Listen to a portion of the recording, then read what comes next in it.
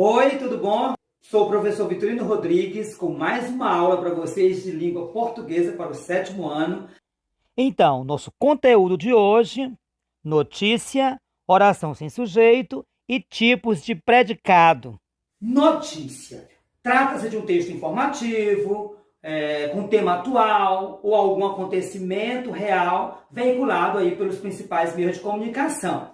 Características da notícia. Trata-se de texto informativo, descritivos e ou narrativos, são relativamente curtos, veiculados nos meios de comunicação, linguagem formal, clara e objetiva.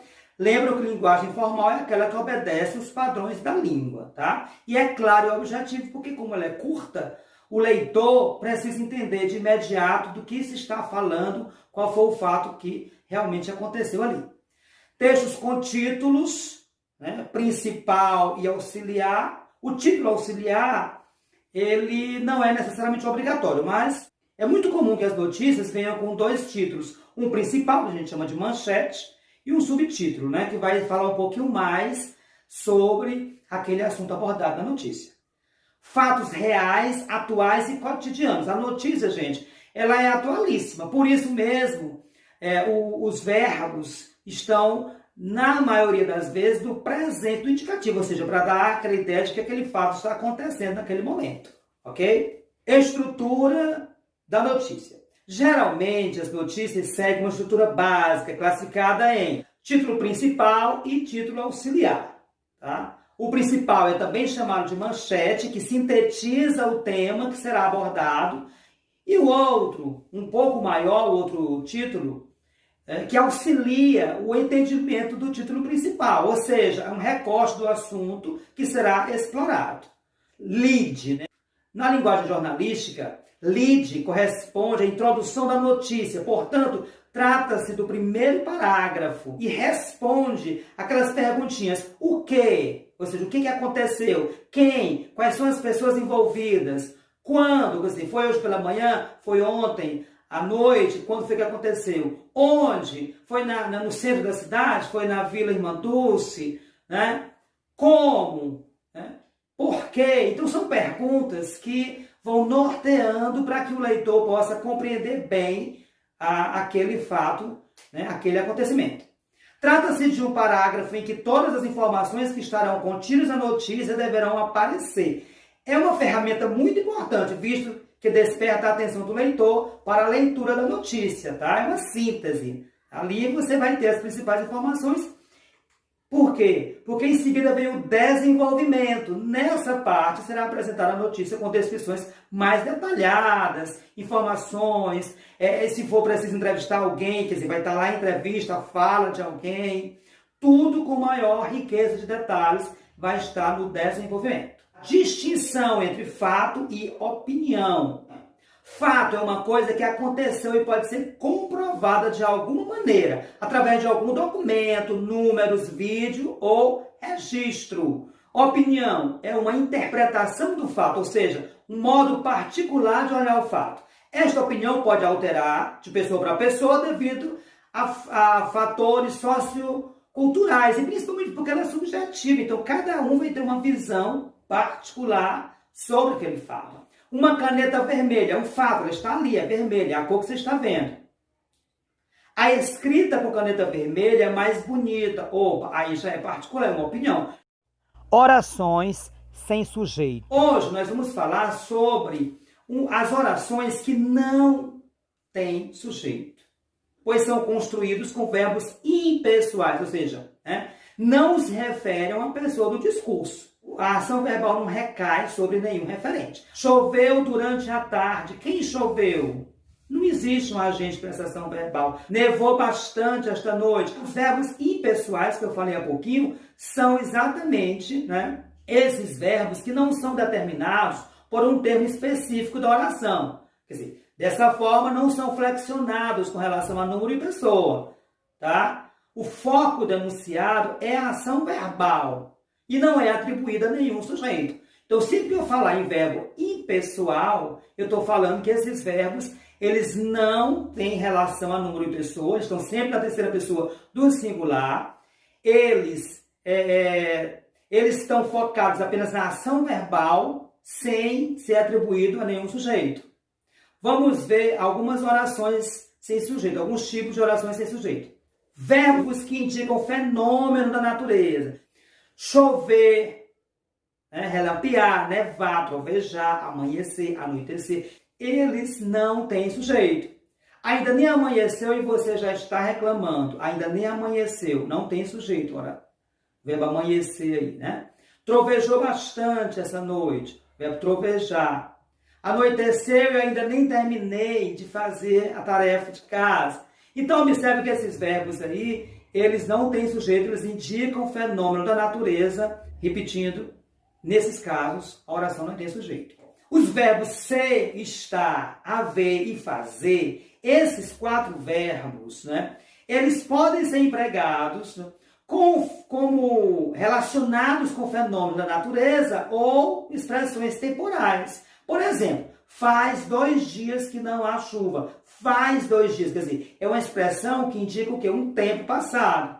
Está chovendo. Está aí também relacionado ao tempo, ao clima, ao fenômeno da natureza que é a chuva. Há meses estamos sem internet. Há meses, quer dizer, tempo passado. Então, esses verbos aí, ser, estar, haver e fazer, quando empregados nesse sentido aí de fenômeno da natureza ou expressões temporais, eles também não têm sujeito, logo a gente chama de verbos o quê? Impessoais. Bom, temos ainda uma outra situação para o verbo haver, quando ele significa existir.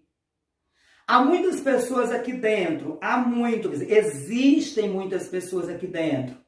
Havia 1.200 pessoas na fila de espera. Havia 1.200, existiam. Então, esse verbo, haver, além do fenômeno da natureza e a expressão temporal que falamos ainda há pouco, quando ele significa existir, ele também é um verbo impessoal, logo ele também não tem sujeito. Observe que, como não há sujeito nas orações, os verbos impessoais permanecem na terceira pessoa do singular.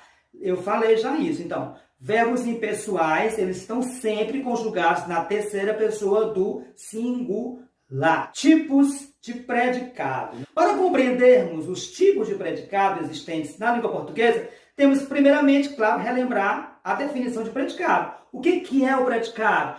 É tudo o que se declara acerca do sujeito, ou seja, é tudo que há na frase que não é sujeito. Na aula que falamos sobre a estrutura básica da oração, dissemos uma coisa importante, que o verbo está sempre ali, no predicado. Lembram disso? Bom, o primeiro tipo de predicado é exatamente o predicado verbal. O que é um predicado verbal? O predicado verbal possui obrigatoriamente um verbo, e é um verbo significativo, é um verbo de ação. É um verbo que é o centro, é a palavra mais importante daquele predicado, né? Ele é o núcleo do predicado, tá? Quando é que isso acontece? Quando ele é nocional, ou seja, demonstra uma ação. Os alunos estudam todos os dias para o concurso. Ora, os alunos estudam todos os dias para o concurso. Nós temos, eu estou falando sobre o quê? Alunos, é o sujeito. O que é o predicado? Eu tirei o sujeito sobre o quê? Estudam todos os dias para o concurso. Observe que no predicado está o verbo. Qual é o verbo? Estudam. Ora, não ação, então essa palavra aí é a palavra mais importante. O que chama a atenção da gente é a ação de estudar. Ou seja, no predicado nós temos toda uma estrutura. Estudam todos os dias para o concurso. Mas o núcleo não é o verbo, por isso a gente chama de predicado verbal. Predicado nominal. No predicado nominal, o núcleo do predicado é um nome que exerce a função de predicativo do sujeito. Ou seja, é um nome que se refere ao sujeito. Esse termo que dá um significado, um atributo, uma característica ao sujeito, ou ainda exprime seu estado ou modo de ser. O predicativo é conectado ao sujeito sempre através de um verbo de ligação. Quando eu falei do predicado verbal, eu disse que é um verbo que é núcleo, que é um verbo significativo, ou seja, é uma ação que é praticada ali pelo sujeito. Quando eu falo de predicado nominal, eu digo que eu tenho um verbo de ligação, ou seja, um verbo que não é significativo. A função dele é ligar o sujeito ao seu predicativo, tá?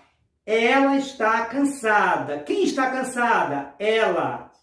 Cansada. Observe que esse está, o verbo aí, ele não tem uma importância. O que chama atenção é o estado dessa pessoa. Cansada. Por isso o núcleo é cansada. É o nome predicado nominal.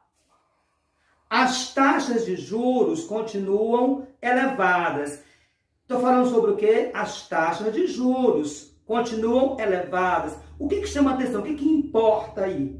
Elevadas. Continuam, apenas ligam as taxas de juros, que é sujeito, a elevadas, que é um predicativo desse sujeito. Ou seja, se eu tirar esse verbo de ligação aí, a frase perde pouco, em termos de sentido. Bacana? Por isso que a gente chama verbo de ligação. A função dele é ligar o sujeito ao predicativo. Predicado verbo nominal. O predicado verbo nominal possui dois núcleos. Um verbo nocional, como vimos no predicado verbal, e um predicativo, que pode referir-se tanto ao sujeito quanto ao objeto. Embora a gente vá falar nessa aula apenas do predicativo do sujeito. Os alunos estudaram cautelosos para os simulados. Observe que na frase há dois núcleos aí. O verbo nocional, o verbo de ação, é estudar, tá? O sujeito praticou a ação, é expressa pelo verbo, então, né? Existe aí um núcleo, que é o verbo de ação, núcleo verbal.